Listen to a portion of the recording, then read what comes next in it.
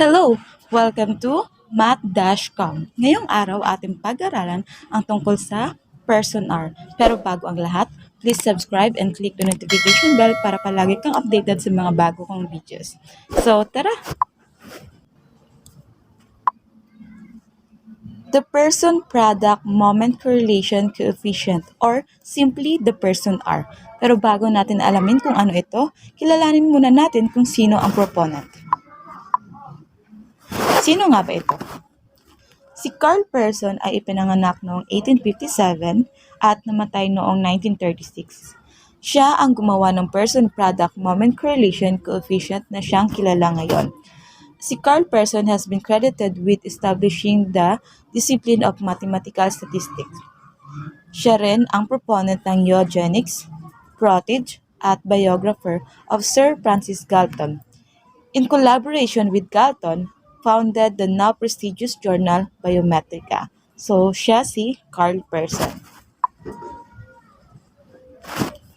Definition: correlation is a statistical tool to measure the association of two or more quantitative variables. Ano nga ba itong correlation? Correlation, ito yung parang pinag-uugnay itong dalawang variables or more than variables na titingnan natin kung ano ang epekto ng isang variables sa isang variables.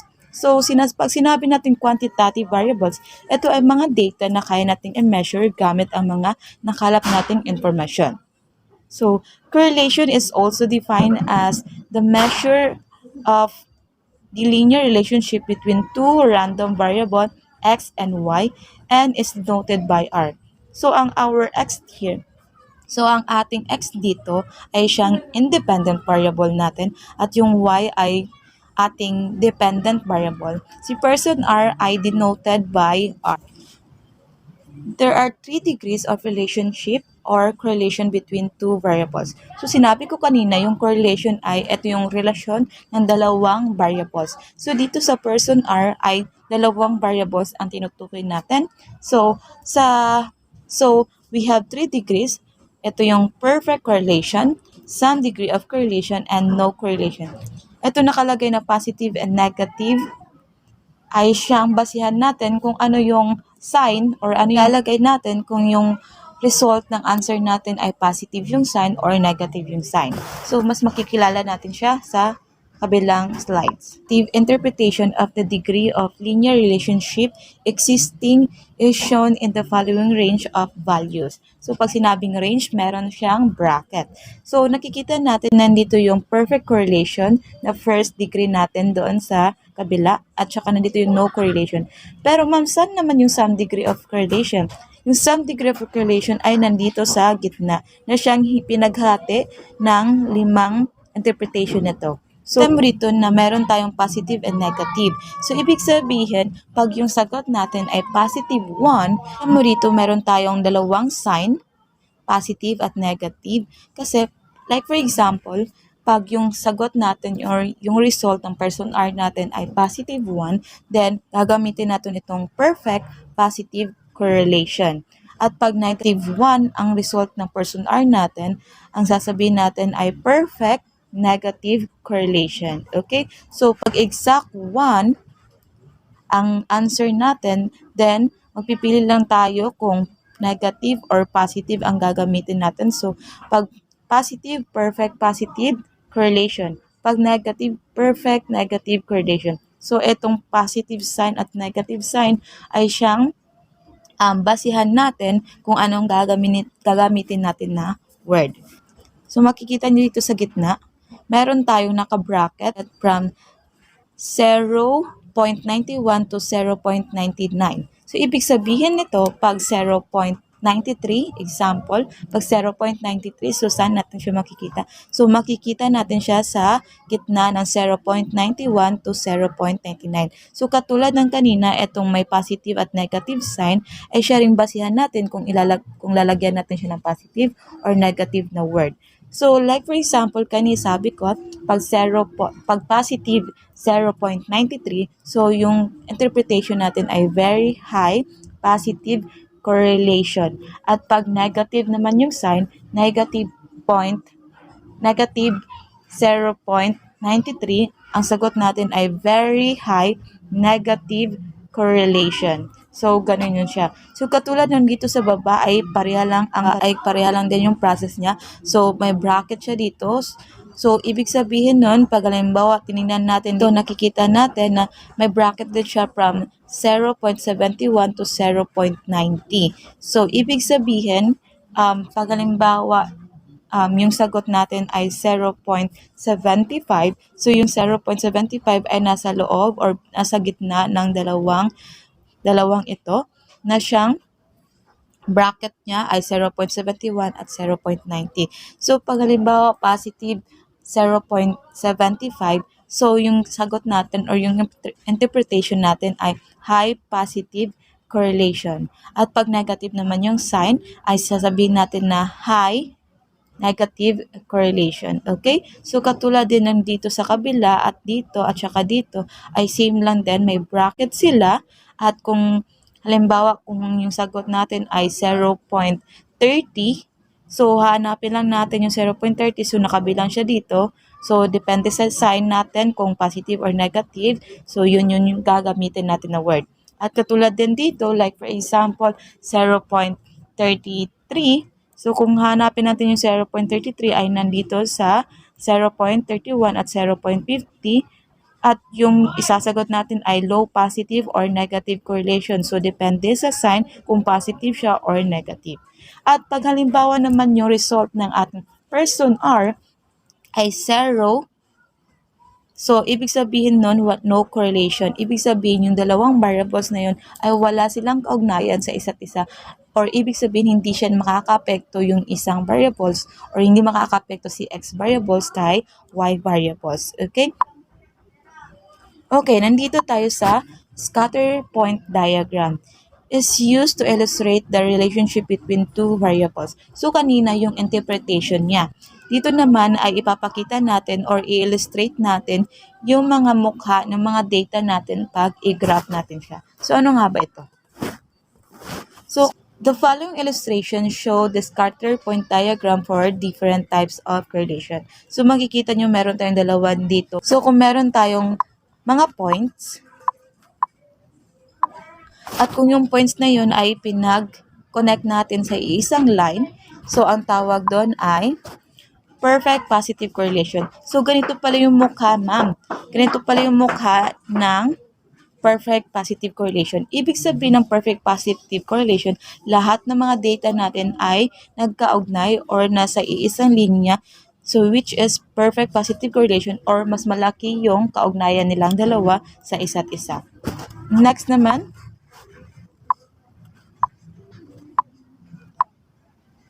okay, kung meron tayong 5 points at na-connect natin siya sa isang line, at tawag doon ay perfect negative correlation. Ma'am, teka lang, dito positive, dito negative. Anong pinagkaiba? Okay, perfect positive correlation siya kung yung line niya ay papunta sa right.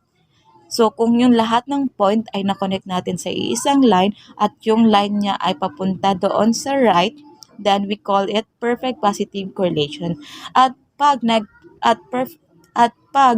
yung 5 point na yon ay kinonect natin at na-connect sa isang line at yung line na yon ay patungo sa left or etong yellow line na to ay patungo sa left, then tinatawag natin siya na perfect negative correlation. So, ibig sabihin, positive correlation siya, perfect positive correlation siya pag yung line niya ay papunta sa right. At perfect negative correlation naman siya pag yung line niya ay papunta sa left. Okay? So, pag right, positive, pag left, negative. Okay? Meron siyang pare-parehang sukat ng mga points. So, tingnan natin.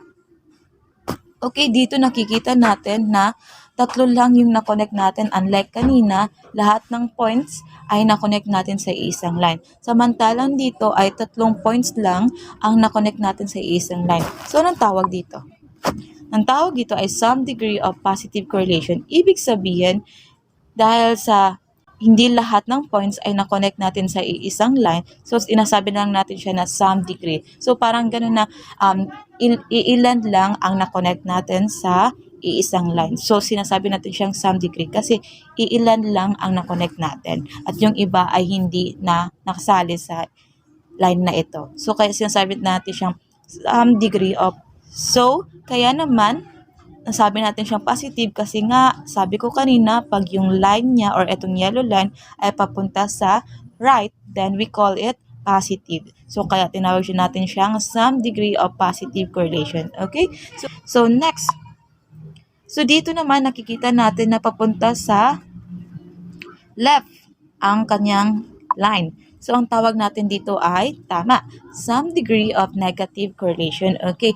Nagkaiba lang sa word na negative. Pero same lang yung interpretation niya na iba lang doon sa side. Since itong line na to ay going to the left, then ang sign niya ay negative. So, some degree of negative correlation siya dahil tatlo lang din ang na-connect natin sa isang line at yung iba ay hindi na na-connect sa isang line at yung line niya ay papunta sa left, then we call it negative correlation. Okay? So, dito naman, ayun, no correlation siya kasi bakit? Iisa lang ang ating na-connect sa isang point. So, ibig sabihin, no correlation, nag-iisa lang siya. So, wala na ibang mga points dito na, or data, wala nang ibang points na mag-uugnay sa kanya kasi siya lang mag-isa ang na-connect. So, hindi na siya, masasabi natin na may correlation siya sa iba. So, kaya tinawag siyang no correlation. So, kanina, yung 5 points ay na-connect natin sa isang line, kaya tinawag natin siyang perfect positive correlation kasi papunta sa right. So, tinawag natin siyang perfect kasi nga lahat ng points ay na-connect natin sa isang line. At yung kanina naman is tatlo lang yung na-connect natin or iilan lang yung mga na-connect natin na points sa isang line. Kaya tinawag natin siyang some degree. Tapos na tayo sa main topic natin which is the person-product moment correlation coefficient. So, makikita nyo ito. Ito yung formula ni person R. So, ito yung R na na-denote natin, na which is ito yung person R at ito yung formula niya. So, tingnan natin yung interpretation din ito.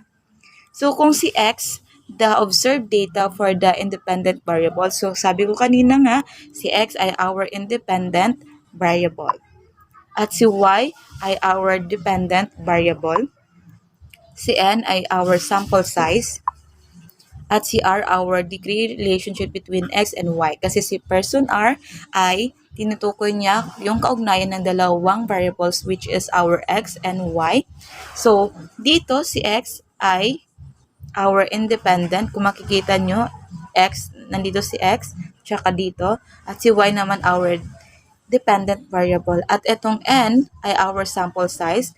So, makikilala natin itong formula na ito gamit ang sample. Okay, andito na tayo sa example. Compute the value of the correlation coefficient for the data obtained in the study of the number of student absences, and the final grade of the 7 student in business statistics. So, yung X natin dito ay ang number of absences ng mga bata at yung final grade nila ay our dependent variable. Ibig sabihin nito ay tinitingnan natin kung itong number of absences ba ay makakaapekto sa final grade ng mga bata. So, meron tayong nakalagay dito na sample size. Ito yung sample size natin na sinasabi na meron tayong 7 students. So, dito sa 7 students na to, tinagyan lang natin ng mga letter na like for example, si student 1 ay si, ito yung 7 student na ipinangalanan natin ng alphabetical. So, yung student number natin is our sample size at etong number of absences our independent variables at etong si Y our dependent variable. Titingnan natin dito gamit itong person R kung etong number of absences ay makakaapekto ba sa final grade ng 7 student na to. So, tingnan natin. Calculate the person R.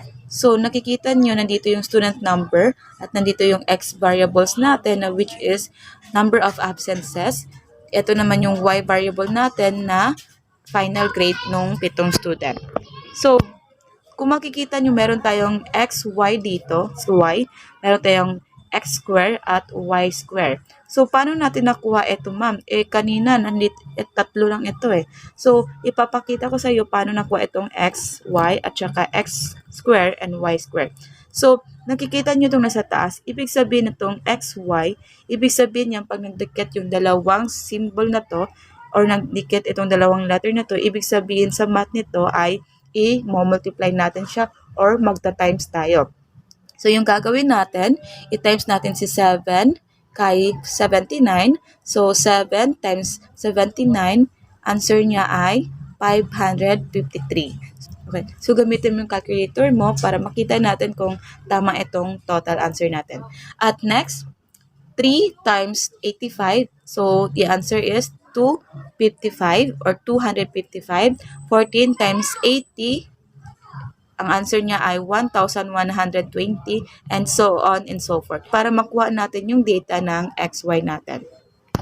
So, dito naman sa x square, ibig sabihin ng itong x square, ibig sabihin i-multiply mo siya by itself. Ibig sabihin i-multiply mo siya sa sarili niya. So, since x ito, ibig sabihin itong x ay i-multiply natin sa sarili niya. So, 7 times 7, the answer is 49. 3 times 3, ang answer ay 9. 14 times 14, the answer is 196 and so on and so forth. So, dahil dito, dahil sa x, nakuha natin yung data natin sa x squared. So, ulitin ko, yung x squared, ibig sabihin, i-multiply mo siya sa sarili niya. Okay? Then next, same process kay x, pero dito, si y yung gagamitin natin since nakalagay ay y squared. So, si y, is-square natin siya sa sarili niya or i-multiply natin siya sa sarili niya. So, tingnan natin dito. So, yung first natin na student A, 79 times 79, the total answer is 6,241. Next, 85 times 85, the answer is 7,225 and so on and so forth. So, ito na yung mga total answer nila. So, yung next naman, pag nakuha na natin itong xy natin, yung x squared natin, at yung y squared natin, ay pwede na nating i-add lahat ng ito. So, since meron tayong 7 student na which is, ito yung n ay number, ito yung sample size natin. So, yung n natin ay meron tayong 7 sample size dahil yung 7 student ang basihan natin or ginawa nating sample. So, next, pag i-add natin lahat ng ito from 7 to 9, the answer or the total answer is 55. At dito naman sa y variable, pag i-add natin si 79 pag i-add natin si 79 up to 76, the total answer is 541. Dito rin, same process, i-add natin si 553 papunta sa 684. So the total answer of XY is 4,098. Okay? So, dito naman, i-add natin si 49, 9, 196, 64, 121, 9, at 81. Pag in-add mo yan siya, the total answer of x squared ay 529.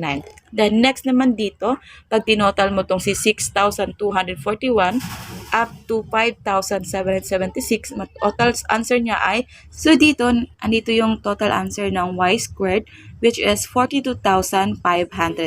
So, talagang nilagay ko lahat ng data na ito para makita natin etong n, x, y, at xy, and x squared, and y squared para ma-substitute natin siya sa ating formula. So, ito yung formula natin sa person R.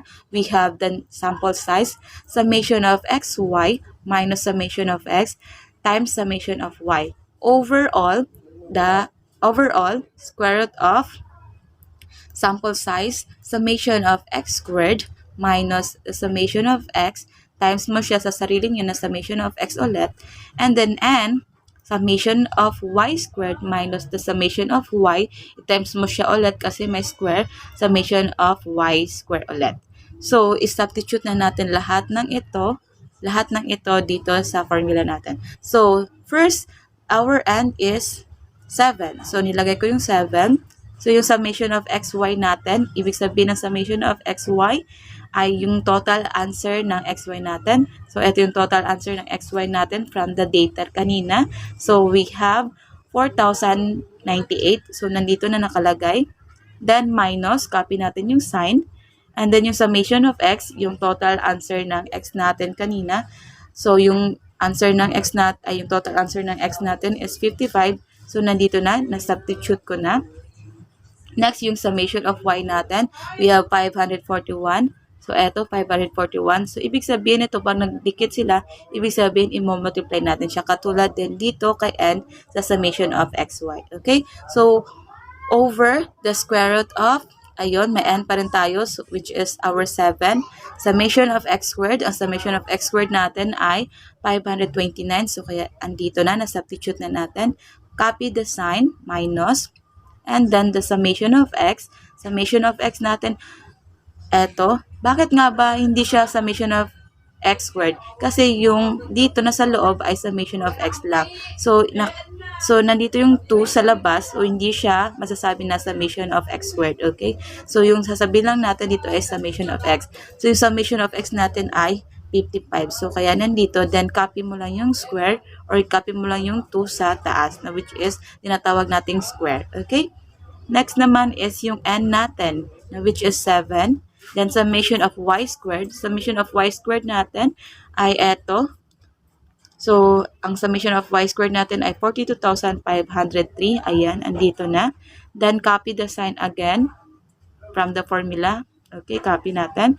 Then, summation y. Ayun, katulad din dito, summation x lang ito. Hindi kasali itong 2. So, summation y. So, kukunin natin yung total answer ng y, which is 541. Then, copy natin yung 2, na which is square natin. So, next naman is i-multiply na natin siya, 'di ba? Pag pinagtabi natin ito, ibig sabihin multiplication ang rule gagamitin natin. So 7 times 4,098, the answer or the total answer is 28,686. Then copy the sign again from the formula, okay? Then 55 times 541, the total answer is 29,755. Over, copy natin yung nasa formula, then square root natin. So, 7 times 529, the answer is 3,703. Then, copy natin ulit yung sign. Next na naman is 555 or 55. So, ibig sabihin, di ba, itong square is i-multiply natin siya by itself or i-multiply natin siya sa sarili niya. So, 55 times 55, the answer is 3,025. Okay? Pwede mong gamitin yung calculator mo para makita mo kung tama ba itong mga total answer ko. Okay? So, 7 times 42,503. So, the total answer is 297,521. Copy natin na ulit yung sign, which is minus. Then, 541, nakasquare siya. So, ibig sabihin, i-multiply natin siya sa sarili niya. So, 541 times 541, the total answer is 292,681. So, next, proceed tayo. Okay. So, dito makikita natin naka-negative sign na siya. So, tingnan natin dito sa kabila. Okay. So, makikita mo, 28,686 minus natin siya sa 29,755. So, kung makikita mo, mas malaki itong nasa kabila kaysa dito sa first. So, since ito 28,000 lang, tapos ito 29,000, so, ibig sabihin nun is, ikakopy natin itong sign niya, kasi nga, mas malaki itong sign ng nandito kaysa dito. Kasi yung sign ng dito ay positive. Kasi pag wala siyang sign, ibig sabihin yan, automatically, positive yung sign niya. At eto siya, yung sign dito ay minus or negative. Then, pag mag-minus tayo dito, so, kaya siya, the total answer nun kanina ay negative 1,069. Yun. So, kung i-minus mo siya, magiging negative yung sign niya. Then, over. So, yung gagawin natin dito, mag-minus lang din tayo kung ano yung total answer niya. Then, dito rin mag-minus lang din tayo. Okay? So, tingnan natin dito sa kabila. So, eto na yung result niya kapag nag-minus na tayo doon sa kabilang process natin. Then, dito. So, we have negative 1,069 over the square root of 6 178 times natin siya sa 4,840. So, since nakuha na natin ito, next step na naman, copy lang natin itong sign since wala naman tayong i-multiply or i-minus sa kanya. So, copy lang natin itong sign. So, yung gagawin natin, itong nasa baba, i-multiply natin siya para ma-reduce na yung gagamitin natin, para ma-reduce na yung process natin. So, pag ni-multiply mo itong 678 kay 4,840, so the answer is 3,281,520. Okay? So, pag ganito na yung mukha niya, gagawin natin ay copy pa rin natin itong nasa taas at square root natin itong nasa denominator. So, kapag nag-square root ka ng 3,281,520, ang total answer niyan ay 1,811.50 na lang. So, since pag ganito na yung mukha niya, makukuha na natin yung total answer. So, natin is itong negative 1,069 ay i-divide natin siya sa 1,811.50. So, ang total answer natin ay negative 0.59. So, tingnan natin itong negative 0.59 kung saan siya nakabilang sa interpretation natin. So, andito na. So, first, gumawa tayo ng scatter point diagram bago natin siya i-interpret. So, meron tayong dalawang line dito. Ito yung x variable natin at itong red line na to ay y variable natin. So, ito ulit, itong blue line ay our x variable. So, ayan, kita na natin, nandito yung x at saka nandito yung y. So, andito yung mga estimated mo lang ng mga number na talagang mabibilong doon sa data natin. So, ayan. So, nakita mo nandito yung natin. So, nakikita mo nandito yung data natin. So, ma'am, sana ba yung xy at saka y squared at saka yung x squared? Bakit hindi nakasali? Okay, hindi na yun kasali kasi ginamit lang natin yun siya para sa formula natin. Kasi kinakailangan yun siya sa formula kasi hinahanap siya doon. Pero dito sa pag-scatter point diagram natin is no need na. Yung kailangan lang natin yung x variable natin at y variable natin. Okay? So, kaya ito lang ang ipinakita ko. Okay? So, first, gagawin natin itong sa x variables natin. So, first natin gagawin ay itong 7. Hanapin natin kung saan siya. So, yung 7 ay nasa gitna ng 6 at saka 8. So, nandito yung 7. So, like for example, nandito yan siya. Then, 49 natin. Tingnan natin. Ay, yung 17. Then, next is titingnan natin itong nasa y variables natin na which is 79. So, yung 79 ay nandito, kunwari, sa baba ng 80. So, kung itong 80 na itong 79 ay i-connect natin dito sa line na to at itong 7 i-connect natin. So, yung point natin ay nandito kasi yung 79 natin ay nandito tapos naka-connect din siya sa 7. Okay? Next, we have 3 at saka 85. So, yung 3 hanapin natin siya of course dito sa x axis natin kasi x variable ito. So, dito yung x natin. So, yung x natin na 3 ay nabilong sa gitna ng 2 and 4. So, nandito siya. Ayan, dito siya banda. So, tingnan natin si 85. Kung si 85 ay nandito, then yung point natin ay nandito lang. Kasi connect natin siya sa 85 and nandito si 3. Okay? So, kaya nandito yung meeting point nila. Okay? Itong mga, ganito ang pagplat ng mga points sa scatter point diagram na to, or kung sa Cartesian plane. So, kung yung 3 ay nandito, i-connect mo lang siya at yung 85 ay nandito. So, ibig sabihin dito yung meeting point nila, 85 at yung 3. Ito yung meeting point nila. Okay? Hindi pwede dito kasi nga wala namang 85 dito. So, dapat ganyan, nandito yung 3, line siya ng 3, at line siya ng 85. Okay? Then, next naman is yung 14 and 80. So, yung 14 natin ay nandito. Then, belong din siya sa 80. So, yung 80 natin ay nandito. Kaya, ito yung meeting point nila. Next naman is 8 and 75. Ito, 8 and 75. So, yung 8 natin ay nandito. At yung 75 natin naman ay nandito. Okay? So, sana ma-imagine nyo na Etong 75 na to, nandito yung line niya at yung 8 ay dito. So, ito yung meeting point ng 8 at saka 75. Okay? Then, 11 and 56. So, ang 11 natin, so, palagi ka ng point. So, yung x ay palagi mong titingnan dito sa x-axis. At itong y naman ay titingnan mo sa y-axis. Okay? So, since meron na tayong 8, so, hanapin natin itong 11. So, yung 11 natin ay nasa gitna ng 10 at saka 12. So, nandito yung 11 natin at saka yung 56 ay nasa taas ng 55. So, tingnan natin saan. Ayan. So, nandito yung 11 natin. Nasa gitna ng 10 at saka 12.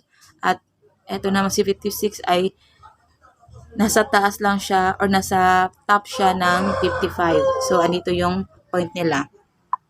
And then next, yung dalawa na, yung 3 at saka 90. So, yung 3 natin ay nandito.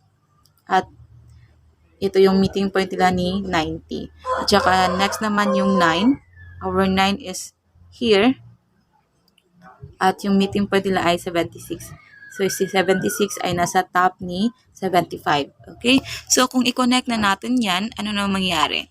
So, pag nag-connect tayo, so, ibig sabihin, tatlo lang ang na-connect natin. So, ano nga ibig sabihin ito? Pag tatlo lang ang na-connect at yung iba ay hindi na-connect sa isang line. So, ibig sabihin, yung interpretation natin ay some degree of correlation. Pero yung some degree of correlation ay merong 5 category, di ba? Dito yung ano natin, so dito yung perfect positive, nandito yung no correlation, at yung some degree ay hinatin ng 5 interpretation na to. So, yung sagot natin dun kanina ay 0.59. So, saan ba nabilong yung 0.59? So, nabilong si 0.59 dito sa gitna, na which is nasa kay moderately. So, si 0.59 ay nasa gitna ng 0.51 to 0.70. Okay? Since yung sign niya ay negative, so, ang tawag natin siya or ang interpret natin sa kanya ay moderately negative correlation. So, tingnan natin kung yun nga ba ang interpretation natin. Okay. So, here our interpretation. Interpret the result. The diagram shows a moderately negative correlation. Ayun. Moderately kasi nasa 0.51 to 0.70 yung bracket niya, which is nabilong si si negative 0.59 na total answer natin kanina. So, yung interpretation niya ay moderately negative correlation. This means that the number of absences not affect the final grades of the 7th student in business statistics class. So, ibig sabihin, itong number of absences ng 7 student ay hindi makaka-apekto sa kanilang final grade. So, ito yung interpretation natin sa result natin. Kasi nga nagsasabing moderately negative correlation. Pag sinabing negative, wala talagang kaugnayan. Okay? Kung may gusto ka pang mga topic na gusto mong gawan ko ng video, ay just comment down below para magawan ko ng video. Pero please subscribe and click the notification bell para palagi kang updated sa mga bago kong videos. Thank you!